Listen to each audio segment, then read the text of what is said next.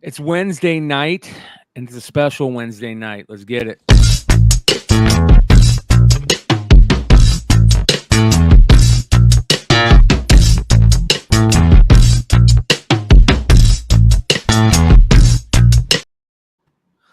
All right, you guys. Thank you for hanging out with us. It has become official. We have hit the 1,000 subscriber mark. We are monetized, ladies and gentlemen. Well, not yet. I put in to get us monetized. So everything's going through. We're going to cross our fingers that they approve us, which they should.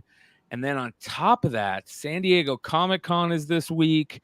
We've got all kinds of crazy things to talk about. We've got V-Friends 2.0.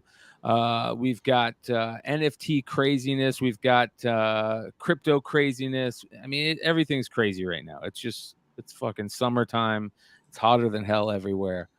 And we're going to talk about it. So what's going on, gentlemen? How's your week? My week is amazing. Trey, how's your week? Dude, it's been real life busy with work and everything else, as hot as it is in Oklahoma, and making sure our guys are working safely and just all the things that go along with this insane heat. Yeah, man. Yeah, man. I want to apologize to you guys. I'm in New York. One of the artists I represent is actually performing with Slick Rick tomorrow. So we're here doing we're here in the hotel, of course. And but yeah, we're doing a show with Slick Rick tomorrow. So that's truly badass. exciting times. We're in New York. Yeah. Dude, what was that? Vinny sent us something last week. It was a new fucking album. I think it was, God, I don't remember who it was, but one of the big track was Slick Rick and Lil Wayne. Yes, it was Slick Rick and Lil Wayne. What was the album? Do you remember? No idea. I remember seeing it. Vinny was sending some Reba McEntire shit. We were fucking not paying attention, and he dropped that gem on us before we went to bed, and I didn't pay attention. It's too late to go back and look. Yeah. And Vinny's in San Diego, so he's not on tonight because he's already out there doing what he needs to do. I think Vinny's at the brothol. He's doing some rockery. I think he's with Diamond, and I'm mad at him for not telling me where. Possibly. Dude, my camera quality is better. I got a new camera, but I'm having hell figuring out where to put this. I literally just got it on a mic stand, like right in front of my face, in between myself and the screen. And it's I don't like it, but I'm gonna figure all that. I got a new desk. I just gotta put it together. New computer. I got little stuff. I gotta get some floating shelves. I think I'm gonna get rid of this. I love the team we'll post in the back.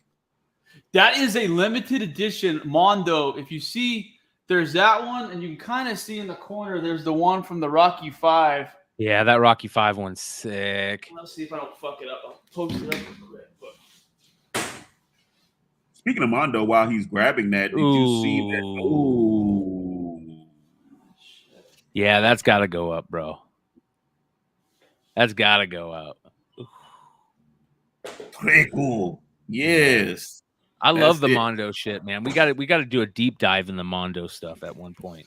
That's the fucking problem right now, motherfuckers, is there's not enough fucking people like Rocky Balboa afraid to fucking go into wherever you're not supposed to go and fucking beat the shit out of people that you're supposed to beat the shit out of. You fuck with his buddy, we're coming to fucking Russia and fuck you up.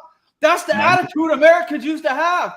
Now we're worried about fucking pronouns and fucking other shit. Drives me nuts. Seriously. This is when movies are good. Have y'all watched a good movie in 10 years other than fucking Infinity War? They all suck. Yeah. We were talking about that.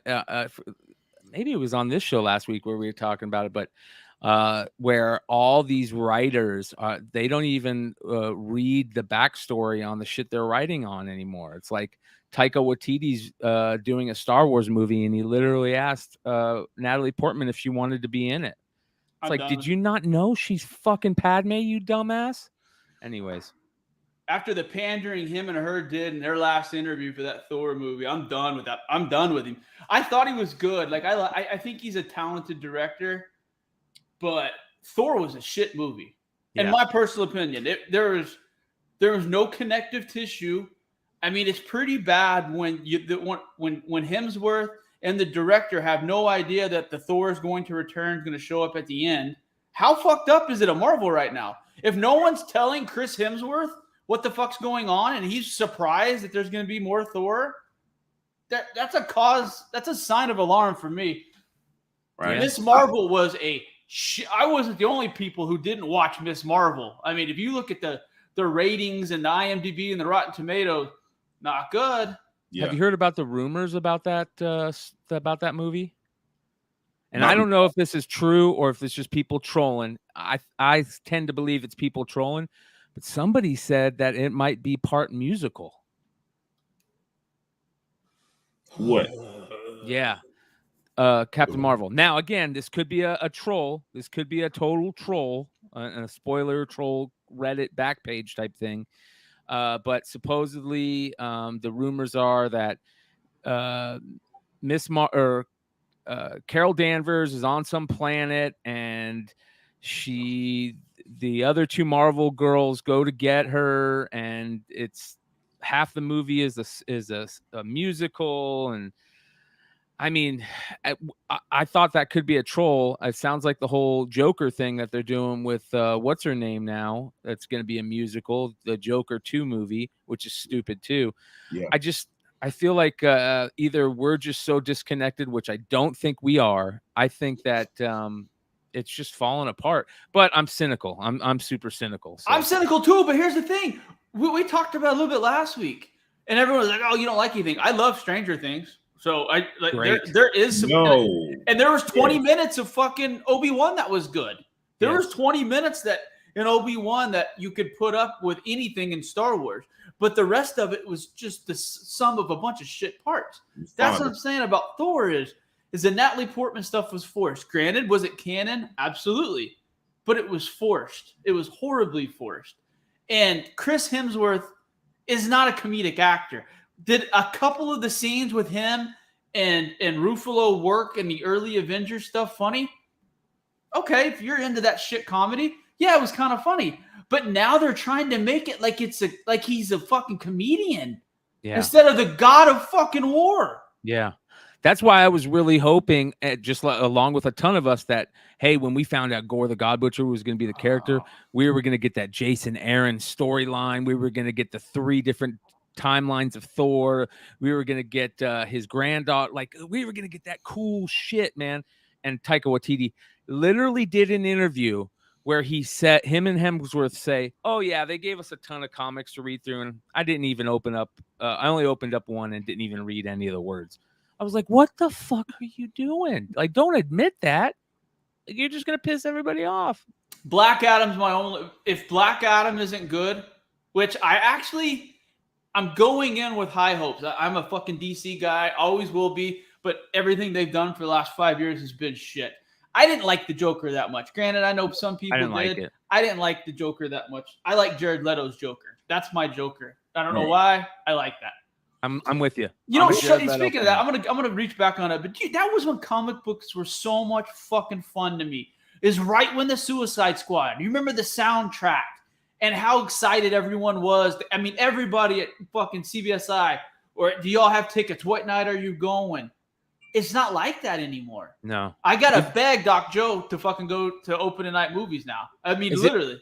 Is it because we have too many, we're being oversaturated, or because it's not good? I think it's because they're not, like I said, all the Marvel movies, like when I first started working at the place I currently am, I would take all my customers. We'd have 25 people going into opening nights. Amazing. One of the funnest times. Obviously, people start having kids, get married, real life starts going on. But the comments on the last, I'm trying to remember. From even like Batman, everything, they're like, okay, it's okay, but they're not excited because they don't have that end credit scene. That was what people talked about. No one gives a shit about Hercules. I'm sorry. I don't give a fuck. You're lying if you're excited about Hercules. Just the truth. You know what would have been more cooler is if one piece of the fucking sword coagulates back together and, you hear a whisper or something. Just let us maybe think Noel's out there. Give us that. Right. But at the end, we get Hercules, and then we get a fucking another shitty cameo trying to be funny. And let's just be for real. Don't give a shit about Hercules. I mean, the only Hercules that people care about is Kevin Sorbo when he was on the TV show. Thank you. That's really it, bro. Nobody give a shit about Hercules in the comic books, bro. Did you apparently hear that Xena was one of the statues in the alternate universe in Doctor Strange? The director, what's his name? Raimi said 100% one of the statues is Xena, the warrior princess. Because didn't Raimi's brother have a role in that? I wish I was sober enough to remember all the Raimi's brother. Yeah, Raimi's brother had a role in those Hercules and Xena. He was the Joker character, the Loki character, I guess. And yeah, man, that's crazy. I didn't know that. That's I'm not surprised though. That makes a lot of sense. Now here's the other thing. Did Bautista have a speaking part other than and Thor? Not that I can think of. It was very minimal. It was very minimal. I mean, I guess Bradley Cooper had 2 lines.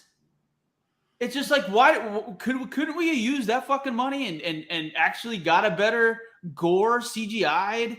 Granted, I understand the Voldemort thing, and he's not wrong. They had the same face. But Gore had the cool tentacles and some of the cloaks and shit like that. Yeah, if those tentacles were there, nobody would even think of Voldemort. We talked about it, but the daughter stuff just still. So is Thor going to be a stepdad? And I just... That's what they... They fucked Hulk up by pussifying the Hulk, and they've said they don't know what to do with him now. They have no clue what to do with the Hulk because he's this raging pussy in a lab somewhere fucking drinking lattes instead of fighting and kicking his shit. And they're this close to doing that to Thor, who's their big bad. I mean, that's who Marvel says they're Superman. And to... Does anybody hear a weird beep? That was not me. No. Okay. I have no clue what that was, but I got all kinds of shit going on. But I don't know. I just don't see where they're going to go that story interests me. Yeah. Because they just killed Natalie Portman off. If you haven't watched it, sorry, it's been fucking 3 weeks. That's your own fault. Right. But they killed off Portman. They've teased Beta Ray Bill, but they've screwed that whole thing up. Oh, big time. So what are they gonna do? Like, Young Avengers. They have to. Yeah. They're gonna have to do Young Avengers versus Thunderbolts. Yep. If that's where they're going. But even Young Avengers, like that's force fed. We know it's force fed. But check this out. So is the girl gonna be Thor's daughter? Like, is this where we're going to like tie that up? Now, that's an interesting thought. Well, you know, we already know we've got Wiccan and Speed. We've got Isaiah Bradley, right? We've got Kate Bishop. We've got. I think Isaiah Bradley Jr., the grandson too, right? Yeah. Is that who you're talking about? Sorry. Yeah, Super Patriot. Dude, see, that was good Marvel. I'm sorry, I'm gonna cut you off, but I thought Winter Soldier and Captain America, or whatever they fucking Bucky, or whatever they called that very first one during the pandemic, that felt like a Marvel movie to me. The acting, the quality, something. I really think WandaVision took it out of me. Yeah. Those first 3 episodes of WandaVision, I don't know how anyone were fucking absolute trash. I was just like, what in the hell? But I get how they tried to tie a bow on it at the end, where it was like, okay, this is a world that she's creating, and but you know the commercials, those were supposed to be too Strange, and then they retcon that because they didn't want to bring Strange in. So then the commercials with the dream, it doesn't make any sense. There's so much stuff that doesn't make sense. Like, what are they going to do with Monica Rambeau? So that's the other thing, right? What is she doing? She's going to be in the Marvels movie, the Captain Marvel 2 movie. I'm okay with that, but she would have been good somewhere during some connective tissue from that series. You know, have a report like the last time we saw Wanda, she was headed east, or just something where people with that, because she's not a big character. Sorry, right. She's not, and she's not big in the comic book world. So to make people aware that she's still around, you have to constantly remind them to give them something to be excited about. So they're just going to drop this Miss Marvel, Captain Marvel 2 movie, and no one's going to go watch it. Do you remember that Ultimates series where they had Monica Rambeau and Adam the Blue Marvel? They had, who else was on that team? There was a bunch of cool people on that team that they did in that Ultimates line. That would be great. We would all love to see that, but you know, the Adam the Blue Marvel thing is, man, I feel like we might never see that. They kind of gave us a shit slice of it by what we got, which I'm not mad at what we got. I loved what we got. I love the actor that plays. I remember that actor. He had a show called Mantis or Mantid back in the day that played the dude that the superhero guy, the guy that actually played Mantis. Yeah. I don't remember his name, but I know who you're talking about. Yeah, he played Adam the Blue Marvel in the Bucky and Cap show. What was that called? Yeah, I'm the same boat. I can't remember the damn name of it. Yeah. That's a problem. That's a fucking problem. When we can't remember the name of the damn show because it wasn't that good, that's a fucking problem. But that being said, there is going to be a huge amount of stuff coming out this weekend. Yeah. San Diego Comic-Con this weekend, you guys. Like, so much stuff. We finally getting back to San Diego. We haven't had it for 2 years. The last time that we did have San Diego, it was straight up 2019, right before the pandemic was going to hit, and they brought out Ali. What is his name? Mahershala Ali. Okay, I can't say his first name. Ali. Mahershala Ali. Yeah. They brought him out, walked him out, announced that Blade was going to be a thing. Yeah. And I think that we're going to start getting more of that. That's definitely going to be a thing this weekend, right? This came out that we've got some titles to be talked about. They're starting to put X-Men and mutants into this thing. It talks about how the new Blade film is revealed as The Blade. Like, what? What is that? You know what I mean? But we'll get more. What do you guys think about the news that could come out this week from the Blade stuff? I'm excited. I love, like I said, I still think the first all three of the Blade movies hold up. Yeah. Like, I don't think that 3 gets enough credit for casting Ryan Reynolds in a comic book role because his Hannibal character was fucking really good, to be honest with you. I enjoyed those vampire movies. So I'm excited about it. Like, that's one of the ones that makes sense to me. Well, here's my thing with Blade. We haven't had one since Wesley Snipes. Wesley was amazing as Blade, and in my world, and in I guess in the culture, I guess if you want to say, us, we only see, is we're excited about Mahershala Ali, but Blade is always going to be Wesley Snipes to us, just like Spawn is always going to be Michael J. White. And oddly enough, I had a chance to talk to Michael J. White a few months ago because I was in LA at a movie premiere, and I asked him.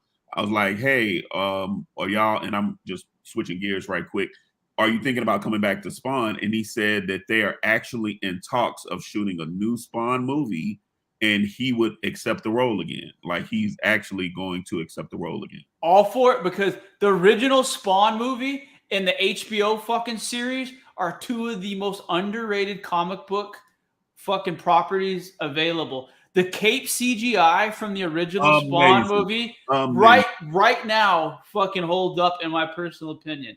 I thought that Leguizamo was a really good Violator. Yes. I'm okay with it. I like that movie. It's a good movie. I apologize. I was saying Isaiah Bradley. I meant Isaiah Washington. So Isaiah Washington. Yeah. Isaiah Bradley is the Captain America character. See, because I didn't know anything about that character. What was cool about that series was you saw some of the speculation stuff where some of those books that had Isaiah, like the outline of Isaiah Bradley with like a do-rag on. Yeah. The Captain America one. I didn't know anything about it. So what was cool about that was seeing that people talking about it, then going back and reading the 3 issues that it was involved with. See, Marvel did a good job with that. Like, we talk about representation. That is actually character that was in the Marvel universe that no one knew about, that they plucked out, and now they're going to bring him to the forefront. Fucking, that's what they should be doing. Is because that's a cool character. And it was a cool interaction between him and it was Bucky. Why do I keep calling him Bucky? Winter Soldier. It's Winter Soldier. What do they call him in the movie, though? What's his name? Anyway, it's Bucky. Is it okay? I don't know why. Yeah, it's Bucky. Yeah, definitely Bucky. That character is great also because of the actor that fucking plays him. Stan up. Yeah, Sebastian Stan, man. Sebastian Stan. Dude, that dude is next level. Yeah. So it is Isaiah Bradley. That's what I thought. Oh, shout out AOA. No worries, brother. No worries. By the way, hey, everybody in the live chat, thank you so much. I see all the congratulations, and I see everybody excited for what's going to come. So for everybody out there, I'm heading to San Diego Friday morning. I'll be spending the weekend in San Diego, and as soon as I get back from San Diego, I'm gonna be just foot to the floor on everything channel wise. We're all gonna just do our best to give you guys content that's still good but even better than what we're doing right now. Like, I want this shit, just like everybody else that's involved over here, we want this shit to be next level content for you guys, and that's what we're going to give you. So I appreciate everybody that's helped us get that way. So starting next week, we're going to start the 1,000 subscriber week-long giveaway event. We're going to be opening up boxes of the DC NFT stuff. Marcus has got MetaZoo, the Crypto Nation, second edition. Crypto Nation, the second series. So we're gonna be opening that. We've got so many other crazy giveaways. So make sure you guys stick around, especially next week. And if you're not subbed up, make sure you sub up, because a lot of those giveaways are only going to be given to subscribers. So the only way to win. There you go. Right. All right. So this is what it says about Blade. It says, according to Deadline, Mahershala Ali's Blade reboot will actually be titled The Blade, which might be teasing a team up between the Daywalker and Kit Harington's Black Knight, which is cool, right? I mean, they kind of continued them. I'm not a huge fan of Kit Walker, but I like the idea of the Black Knight and the Ebony Blade.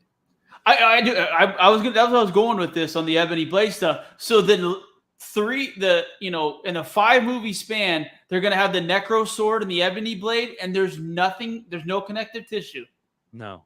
That's weird. Dumb. That's not very smart on their part, because the whole Ebony Blade thing, remember, that was the Blade talking to Kit Harington, Black Knight at the end of it. What do we find out in the arguably one of the biggest crossover events in the last 4 or 5 years with Black and Night? What was the promotion? Something Night, Blackest Night. The Knoll from last year. Hold on. Oh yeah. Black, King in Black. King in the Black was one of the biggest. That got huge, did huge numbers, made Marvel a whole lot of money. That was one of the things, is the Black Knight, the Ebony Blade. Like, they brought back so many things from old series and everything else to say that, that Null's been around for longer than what people realize. Cates has been hitting at him since his fucking runs from the old, you talked about it last week, the old Guardians run from the Annihilation Conquest and things like that. Yep. He was dropping stuff from the Wrath character back then. So this is very interesting right here. It says that they're going to call them, the X-Men movie, The Mutants. Like, what is with this? The Mutants, the Blade. Yeah. So did you see at the end of Miss Marvel, they're basically saying that she's a mutant, and then when they said something about her powers and it's a mutant, and then you heard the X-Men 97 music. Did you catch that? Did you see at the end of it? I heard that. And so basically, I think where they're going is, we already in tune to mutants, because that's just kind of what they've been doing with the X-Men that we've been watching, and pushing the whole mutant agenda kind of thing, instead of just really just letting it lead out from an X-Men space. I'm not too cool with it, but I'm not mad at it neither. I'm just like, okay, well, they gotta try to evolve it some kind of way, because they gotta make it different from Sony. This is what I hope happens. I hope that they say that Kamala Khan is a mutant. We all know she's fucking not. Right. The first time she actually meets mutants, Rogue touches her, sucks all of her fucking powers out, kills her off, and then they start the fucking X-Men. Yeah, I agree 100%. They could play that role. Rogue could be a perfect villain, just like she was when she was first created. She can kill off Brie Larson. That way Marvel doesn't have to deal with Brie Larson anymore. Rogue fucked up. Yeah, man. Like that was a great storyline. Yeah. She stole Captain Miss Marvel's powers, the original Miss Marvel.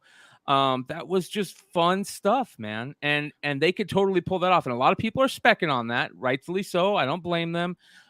So that's what a lot of people are talking about. So they're saying that they could announce the X-Men stuff in San Diego this weekend or in D23 in September. One of the two, it will be announced there. I'm hearing San Diego Comic-Con because they're also announcing Gambit. They're supposed to be announcing the Gambit movie. Oh, no. Yeah. Oh, that's what I heard. And also, the Blade movie is already underway. And a lot of people, tidbit information, what most people might not know, Mahershala Ali has already been in the MCU because he was Cottonmouth on Luke Cage. Yep. That was a decent series. Yes, that's a fucking Method Man. I'm okay with that. Dude, that Cottonmouth, the way he played Cottonmouth was excellent. Yeah, it was insane. Fucking excellent. So have you I heard an interesting rumor. Now, this is a pretty good rumor. This is one of my same sources that got some, the X23 stuff. Have y'all heard about the Lake Bell rumor? No. Okay, you know who Lake Bell is? Dating Chris Rock right now. Yeah. Really talented director, actress. Yes. Well, rumored she is supposed to play a character, actually, of course, in the new Black Panther movie. She is supposed to play a scientist character. She is supposed to be killed. Anyway, so this sets up the war between Atlantis and Wakanda, the whole nine yards. So, okay, but it's not. It's actually it's a little bit crazier than that. Yes, yeah, the Doom stuff, and then how they're going to bring Surion. Wait, this is what I heard, that the Black Panther, obviously, with him passing, they're going to have to redo something. So he passes away in the film. They do a montage or whatever. Shuri creates a synthetic flower to get the Black Panther powers. When she goes to the Black Panther plane, she's expecting to see her brother. She does not see him. She sees Michael B. Jordan's character. Oh shit. And that is who has to and that's who takes her on the journey to become the Black Panther. Because we've heard rumors about Michael B. Jordan coming back. Well, he's the one that is going to take her on the journey and show her how to be the Black Panther. Makes perfect sense. The other one not around to do it. All this happens. Giant war between Wakanda, giant war between Atlantis, Namor is introduced, etc., etc. At the end of the movie, they find out the Lake Bale character was working for a certain somebody in Latveria. And he's very upset about his scientist dying. And it's alluding that he's going to go to war with Wakanda and Atlantis, actually possibly setting up maybe the fourth phase. All speculation, And I'm all for it because you don't have to bring in Fantastic Four to get Doom. You can bring out Doom without the Fantastic Four, and that's what we fucking need to do. We need to have Doom on his own. We need to have if they can do for Doom what Marvel did for Thanos, stretch it out fucking 8 years. Seriously, give him a 10-second cameo every fourth movie as long as it's good, and then do something like they did with the Infinity War. I would be so that's what everyone wants. That's the only big bad Marvel has left in their fucking arsenal. Because they, like you said last week, they kill off every villain they have except Zemo. Well, and he's a good villain. You heard that they're supposed to be bringing Galactus because they're bringing Silver Surfer. Okay, so if they bring Silver Surfer, that's the same thing. Like, how many? No one gave a shit about. That's the reason the Fantastic Four fucking second movie sucks so bad, is because of the Galactus smoke monster. And Silver Surfer was badass in that fucking. I don't have an issue with the Silver Surfer. That scene when he goes upside down in that tunnel. Yeah, no, you're not wrong. That was. But just think about the graphics today versus the graphics back then, and what Silver Surfer would fucking look like right now, bro. Like, Silver Surfer would be on a whole fucking level, bro. Like, he would be. I talk about it all the time. Silver Surfer can't sell comic books. No. So are people going to be excited to go if he can't get people to go into the comic store and read his comics? Are people going to be excited to go watch a movie with him? Guys like us will. But kids won't. Well, here's my thought. Kids are visual nowadays, and I'm just basing it off of my son, right? You do some cool shit like graphic wise. Like, you remember when Black Panther first came out and he was running off of a building and jumping off said building and running, and then he jumped into a car. The car was imaginary and somebody else was driving it. And, you start doing cool shit like that. And, visually, where it's visually appeasing, everybody wants to know who Silver Surfer is at that point. Just like right now, I'm here to say, and I'm saying it right now today, the minute they get Superman right, because like when they really unload what Superman can really do, watch what they did. See, with Black Adam, going back a little bit, Dwayne Johnson said he went and studied Black Adam. He studied what it took to be Black Adam. And even if you see the flyers when you go to the movie posters, they say the world needed a hero. They got Black Adam. You already know it's going to be some badassery when it comes to this movie. Just even with the trailers and everything. I'm excited. There's a rumor that the end credit scene is him and Henry Cavill like flying and coming face to face, like getting nose to nose. That'd be awesome. I don't dislike Cavill, to be honest with you. I think Cavill's the best Superman, even better than Christopher Reeve. I think the stuff with his CGI mustache and some of the stuff in BVS didn't do him any favors, because some of that shit just looked horrible.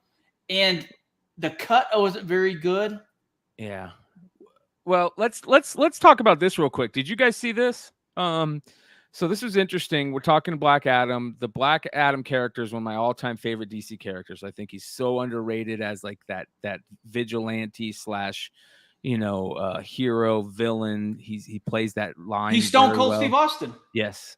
And this is interesting because they're bringing a new character in the Black Adam mythos, Malik White. He's a descendant of Black Adam, and this is interesting. This is how it ends. Black Adam gives him power and says, "Behold, my successor, my redeemer. From this day forward, now begins the new legacy of White Adam." What? I don't have a problem with it. Why would they? I mean, it doesn't make any sense, but I mean, I got other shit to be mad about other than fucking this going on right now. Well, do you have time to be mad about this stupid shit? No, but it's just weird. It's super weird. I mean, they could have come up with any other name other than the black-white reference and the whole, the yin and the yang in that, but I don't care about the White Adam name. What I'm saying is that when you look at Spider-Man, it's Spider-Man. Even though Miles Morales is the new Spider-Man, it's Spider-Man. He could have just stayed Black Adam, bro. It's something just badass about Black Adam. It's just the way it came down. It was great. This is interesting, Marcus, because the next page it says, "Okay, stop." First, and this is Malik White saying this. He says, "Okay, stop. First of all, this black bad, white good crap. You do realize we don't have to do that anymore. Your guy is dying. Give me the ring. Left me in charge, right? Well, then, a transporter, you say, and supposedly he's going to be changing the name, but I don't. This is 100% fucking. I didn't hear about this, so you just showed this to me. This is 100% DC's fucking response to Iron Fist becoming an Asian. It just is. There's a reason they don't like the fact that Black Adam, now that he's The Rock, and Hawaiian descent and black descent, that Black Adam's been white all these years. So what do we got to do? This is what happens. You get fucking this. A character that is going to get eaten alive undeservedly. It's a good idea. I love the fact of the descendant. Yeah. I love all this stuff. But what are we talking about right now? Yeah. It becomes political bullshit. It's done. But here's the thing.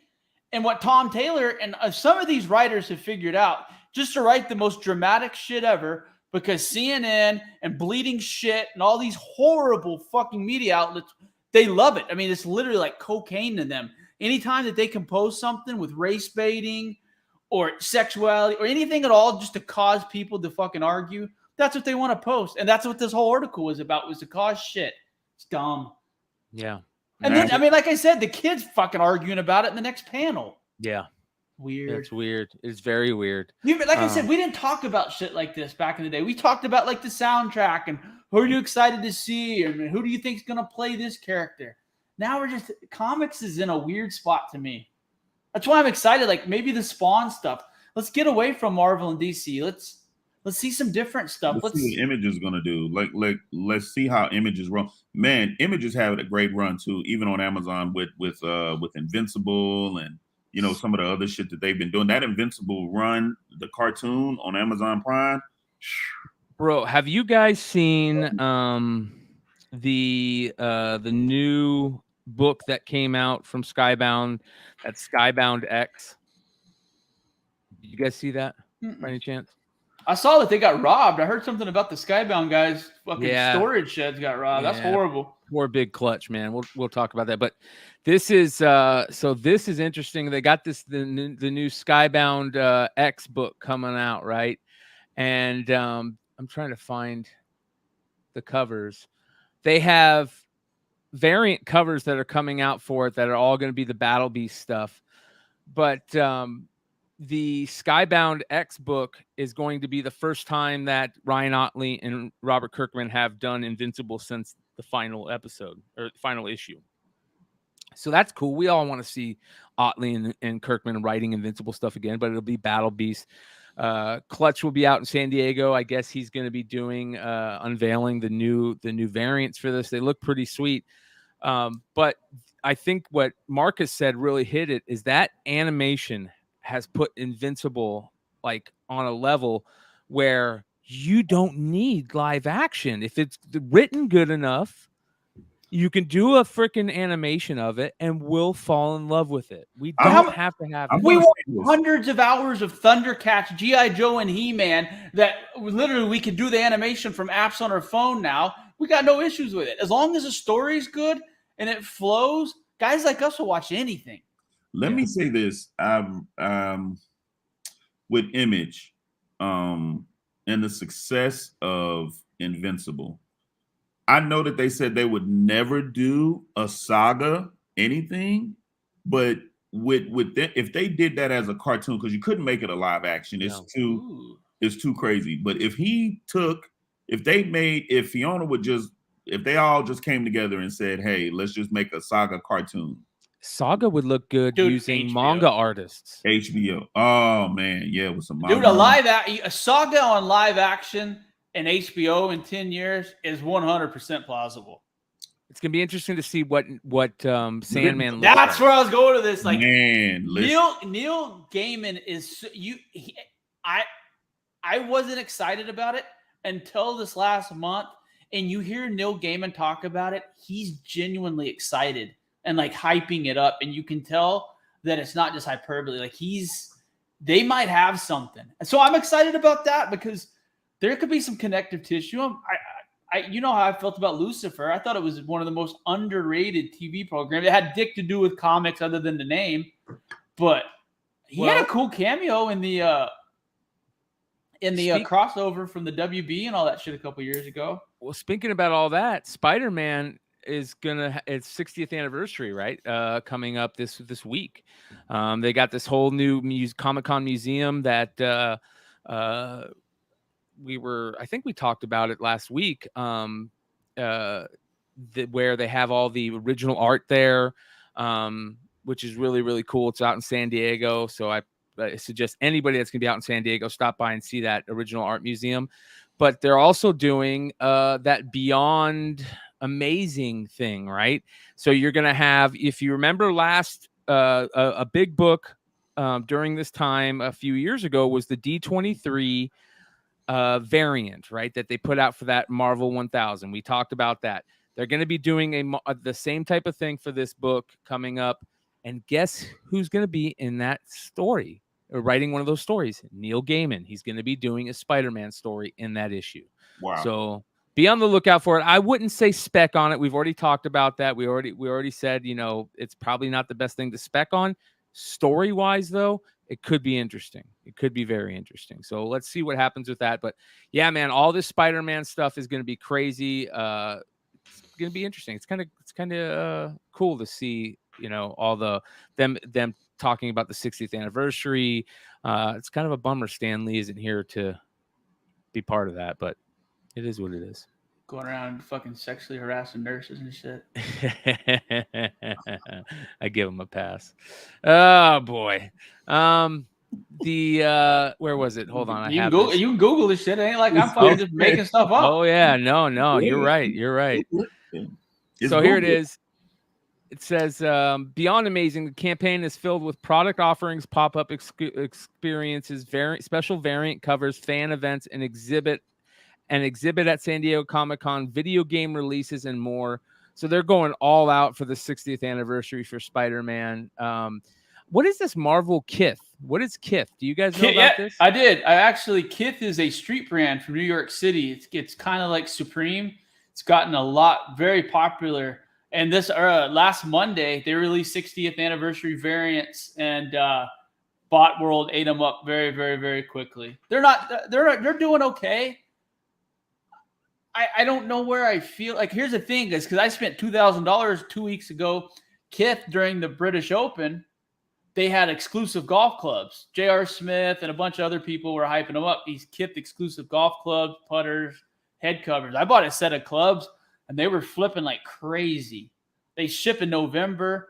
Kith is a weird deal. It's very much like Supreme. It's very, very trendy, but there are a lot of items that do really, really well. So it's definitely something that I would look at their website, maybe make an account, download their app, and just kind of, keep your ear to the. We're going to talk about them because, like I said, they're pretty into everything right now. NFTs, different things, shoes, et cetera. Anything collectible. Listen, you guys, that's what this show is about. Anything collectible. Like we're getting in this. We're either going to figure out ways to have you guys be able to make money off this stuff, or to fill that collector need. A lot of us have to collect something, right? There's something cathartic about collecting, and we grow up doing that, whether it's ticket stubs, like Trey is holding up, variant comics, sports cards, all that stuff. What do you got there, Trey? What is that? Julio Rodriguez, first game. I did. Last week during the podcast, Vinny found a link that had Julio Rodriguez debut tickets. A kid hit 81 home runs last night during the home run competition, by the way. I know. And these, like we're talking about, these fucking tickets are blowing up, guys. Like, I know, go to your parents' house, go to wherever you may have put your old tickets at. Like Bryan was talking about, look and see what you have. I mean, we've all been to cool games. Like, here's a cool information. Last year, I guess it was 2.5 years ago when the pandemic happened, the NBA season stopped during the middle of a game in Oklahoma City during the Rudy Gobert deal. That ticket's selling for $2,000. My buddy, I told him about it, was at the game, found his 2 tickets yesterday. Wow. So just by us talking about this podcast and talking about tickets, I was able to find my buddy fucking $4,000.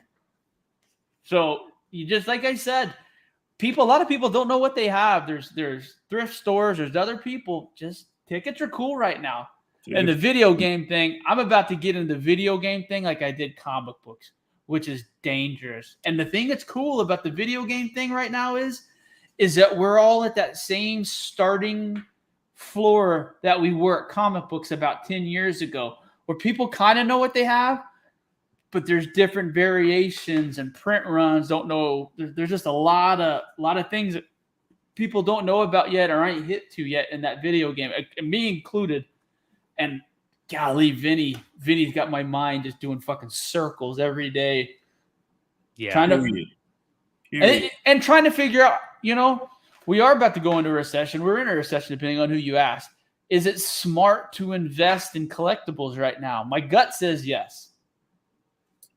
But I also think things are going to continue to go down. You have to pick your battles with collectibles. Yeah. What are you buying them for? Are you buying to collect, or are you buying to flip and make money? That's what you have to draw the line, right? I was talking to a guy the other night on another show, and he said, he never got into cards, but after all this craziness for the last couple of months, he jumped into cards thinking he was going to go buy a bunch of cards, open them up, and make money. And that wasn't the case. And he hated it. And then he realized, okay, I'm just going to start collecting Atlanta Falcon greats. His favorite team's the Falcons. He said, I'm going to start collecting Atlanta Falcon greats. And now he loves it, right? because he's just collecting. So you have to decide what you want. There's two sides to the coin here, though, because this can make you money. $4,000 in ticket stubs. Like, what the hell? See, we're not all like Bryan, though. I've never pulled a good card literally in my whole fucking life. Bryan can literally open a pack of fucking Barbie cards and pull the 1/1 gold can variant shit. But, you know, that's the thing, though. And I finally, it was sobering for me because we all want to go to the store. We want to buy 5 packs and honestly think in our brain that we're going to get the hard-to-find rookie card of who we're looking for. Sure, there's people that happen. But shit happens to Bryan, like I said, every week. It never happened for me. Never. I can honestly say I've never hit a really big card. I've hit a couple $50 cards, $60 cards, but I've never, ever hit one of those massive cards. So instead of, you know, feeding my ego thinking that it was going to happen, I've just started buying the cards I wanted instead of buying packs. I buy packs, but I don't open them. I mean, I buy tons of packs. I keep everything to flip down the road, wax-wise. Yeah. I mean, if you look at the increase in volume of the Prism and the Bowmans, and especially some of the Sapphires and everything. Yep. Going up. So we've talked about it a little bit. If you have room at your house, apartment, wherever you live in the store collectibles, it's very easy to make money. It really is. If you have the room to keep them safe, you know, action figures or all their things to keep, you know, UV lights out, to keep it, you know, somewhat temperature stable, you're going to make money. You just are. Yeah. Well, if you guys didn't see, I think, was it 2 episodes ago where Marcus went and pulled out that amazing video game, what was it? The 50 cent bulletproof. 50 cent bulletproof. Go watch that right now. We're gonna do a deep dive on that. We're gonna get Marcus to get that fucker graded, and we're gonna do a little deep dive on it. That's the type of stuff we're talking about. Stuff that could be sitting in your closet, you don't even know, could be worth thousands. And that's exactly what happened live on the show a couple weeks ago. So, you know, it was a side note.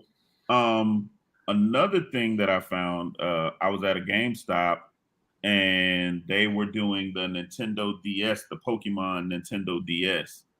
I grabbed one. There was only one left. I grabbed one. It was like, the dude gave it to me for like $90. I don't know what they normally sell for, but I know that those Nintendo DS Pokemon joints, like, send that off, get that graded, let it come back, sit on that joint. Anything Pokemon from here on out is you're printing money, because these kids, my kids, are in the Pokemon, and the generation right up under me, you know, right up under us is where Pokemon took off at.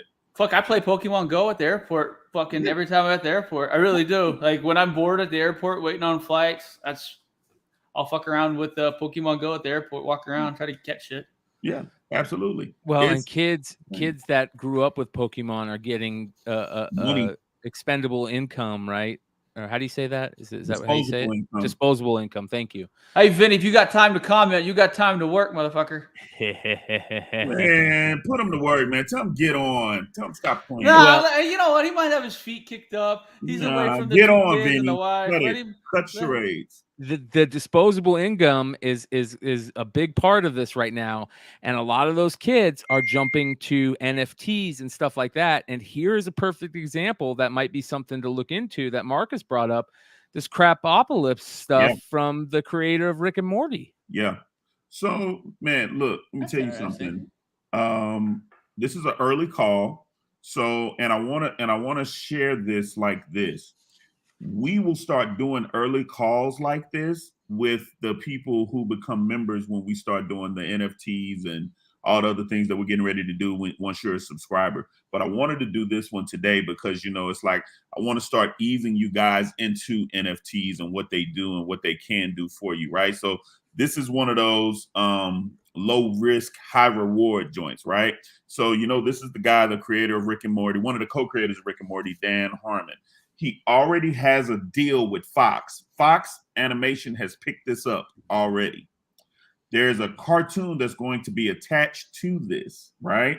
So these are the characters. You know, you got Tyrannus, Deliria, Schlub, whoever some of the other names is, right? There's going to be these eggs. If you scroll down a little bit more, Bryan, you'll see Oh, and they're at San Diego. Yeah, they're going to be at San Diego this weekend. So Saturday, July 23rd, 2:45, 3:45 in room 6BCF. There might be some goodies at that panel, right? Yes. There's going to be some goodies at the panel. And also, if you get this website, and the website is crapopolis.com, you can sign up for your first NFT for the guys who don't have NFTs. You can sign up for your chicken NFT. It's 10,000 of these. That's the little chicken joint. And if you want to turn it on, let them hear it. Yeah. Let me bring this up. Hold on. Let me reshare this, you guys. What is the crap? That's just what it's called, Crapopolis. It's just Rick and Morty stuff. I was fixated, like every episode, you got to talk about doo-doo and shit, don't you? What? Fecophiliac. Fecophiliac. Let's get it. Speaking of, but your forehead looks a lot better this week, brother.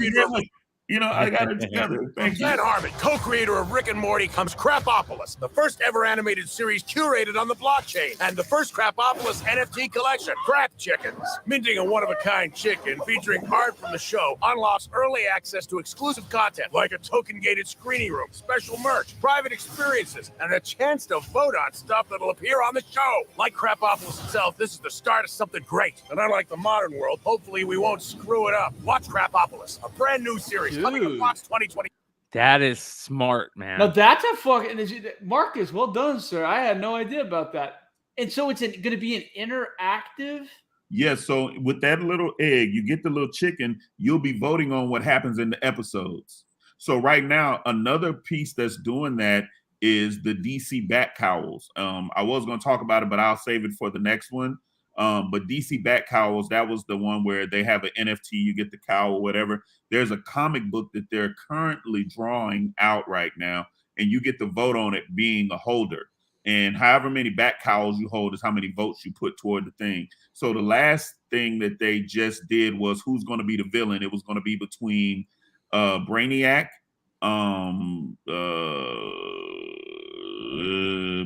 Riddler, and I think Catwoman, right? But they're also, with the comic that's coming out, it'll be available everywhere. They're also doing a new Batman uniform that's going to be attached to this comic. So they're adding value to this comic, and holders get the comic, of course, for free. And that's going to be, if you want to go to just nft.dcuniverse.com, you can find out more about it. And they also have a payout system where, you can sell the cowl for all kinds of money, and it's all kind of stuff that is just on. So basically, out of 200,000, they only had 6,000 people that actually got these cowls. 6,000 or 7,000 people that got these cowls. So they're going to treat them like Bored Ape Yacht Club, that first group of Bored Ape Yacht Club people. And we just have all kind of ideas and access and in real life events, things like that. So if you've been going to these festivals, these NFT companies have been going, and the only way you can get into the party is you have to have the NFT. So those in real life events, that Bored Ape shit is selling for stupid money. The merch is selling for stupid money. This is the new normal. And really, we're at the neophyte stages of it. So if we can grab on to stuff like this is going to be pretty easy. So again, you want to get on Crapopolis, all you got to do is fill out your email and your wallet address. So you get your MetaMask, get your long, it's a 08X something. Put your email in, put your ETH wallet address in. You should be able to get on the allow list. Mint price is going to be 0.25. It's a little steep. Yeah, it's not bad. It's a little steep because, a lot of people have been doing free mints, but 0.25, and it gives you that kind of access where you're rolling with the people of Rick and Morty, and they're doing something that's already got picked up on Fox. It's low risk. It's low risk, high reward. You're going to make money. You're going to make money on it. Let's talk about this real quick. We're talking about the ETH and all that stuff. And one of the things that's been happening lately that Marcus talked about earlier was these ETH domains. What's going on with this? Explain this a little bit. So ENS.domains. We're basically, and I want to make sure that I'm saying this right, we're in the .com era for ETH. So if you remember a few years ago, this is how Mark Cuban made all his money. He had a bunch of .com names. You know what I'm saying? So when you go to ens.domain, you see how it says your name.eth, right? So instead of you sending your whole long number for your whatever, once you program this is basically, you know, your name. That's your ETH address, your name.eth, marcus.eth, bigheadjohnny.eth, whatever the case may be. What people have been doing is buying these .eth names and been selling them. Porno.eth just sold for like $200,000 or $300,000. There's another one. Like if whoever bought Burger King.eth, Burger King got to come see him. McDonald's.eth, McDonald's got to come see him. There's another one where we were talking about this earlier, me and Bryan. There's one called Paradigm.eth that sold for 420 ETH. That is $630,000. This is like right now happening, and it's happening up under y'all noses, and y'all don't even know shit about it. Yeah, so ens.domain, go get your name or any other name that you could possibly think of. There, I mean, it's wallet.eth sold for 75 ETH. Crypto.eth sold for 60 ETH. Now, mind you, 60 ETH and 1 ETH is 1,500 ETH right now. I'm gonna go fuck some people's whole years up after this podcast is over with. I'm gonna own me some domains. People one of the smartest see me. One of the smartest persons I know that's makes money in the comic book industry told me one of the biggest things that you can do is buy web domain names. And if you got an enemy, buy their .com, man. Yeah, this Dino Spumoni guy seems to actually know quite a bit about it. Yeah. Unstoppable what's the unstoppable domains? You been there, Marcus? I have not been to. You can also purchase them at Unstoppable Domain. Oh shit, he owns 20 of them. He's out there slinging some Dino dick on some Ethereal. There we go. You don't know what time it is because they got to come see him at some point in time. Hey Dino, you don't have to answer if you don't want to. Have you sold or bought any of your domains yet? That's a great question. No, while we're waiting on him, I don't have a lot this week, but I thought this would be cool to show. Has y'all seen the authentication process from eBay yet? No. So I gotta talk about what it is. I'll show. It's a lot more fun if I do. Anyway, so I got a package. Came in a little cardboard package.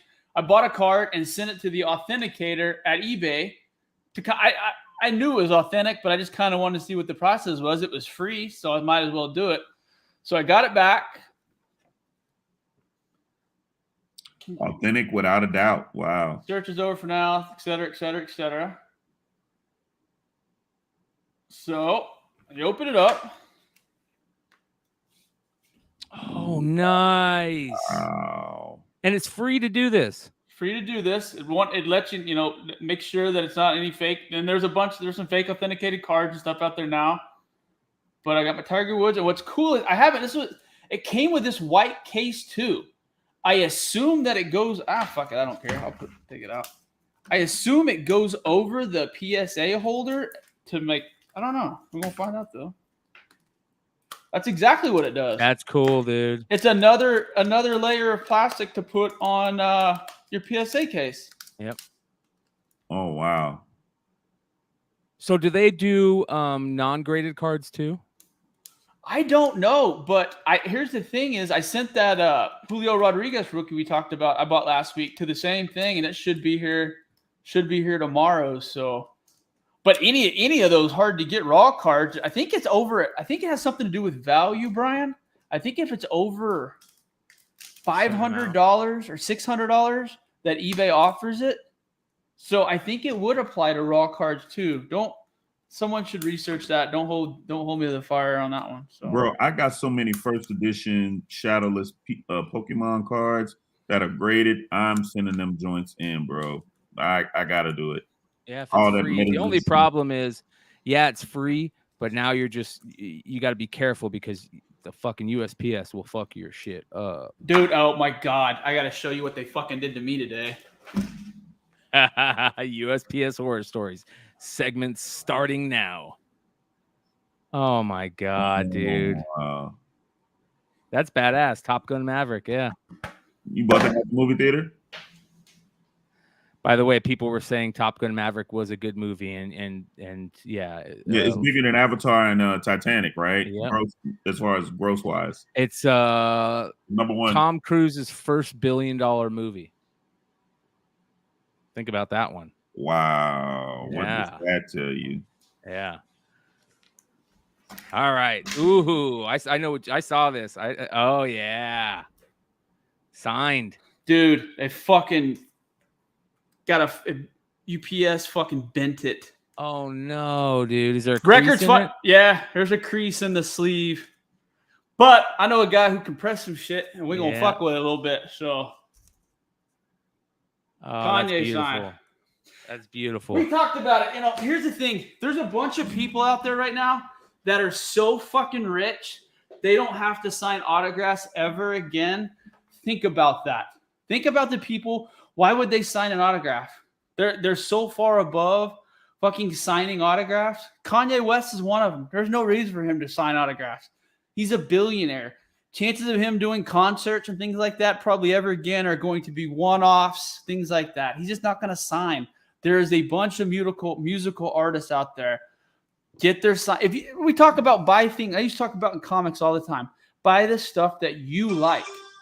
Yeah. Your money will never go bad. If you buy something that you're interested in, that you like, if it goes down in value, you don't give a shit because it's something you like. Find vinyls, find tickets, find things that you like, and see what the best one you can get is. See what, I don't know. Say you like fucking Linkin Park.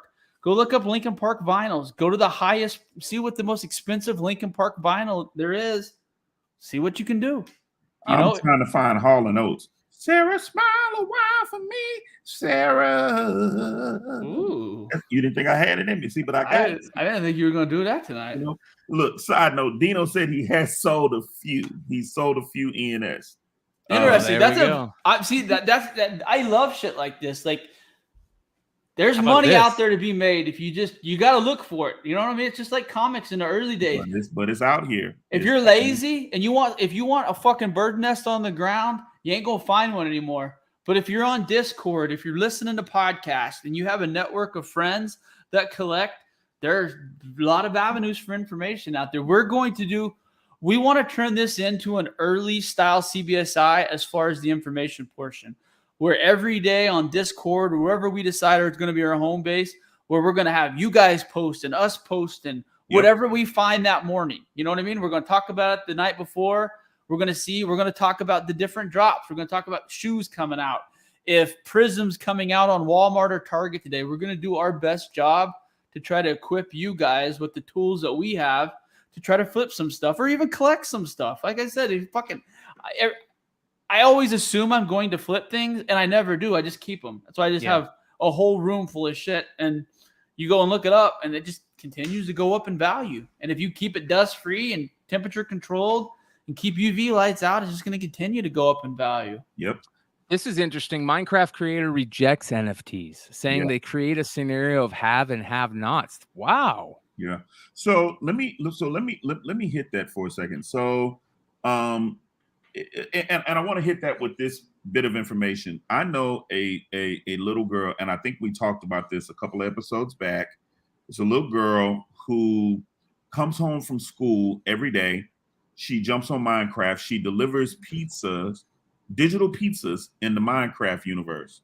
Oh no, Roblox. In the Roblox universe. She comes home, jump on Roblox, delivers digital pizza. She has amassed the equivalent of $25,000 to $30,000 just coming home every day delivering digital pizzas in the Roblox universe.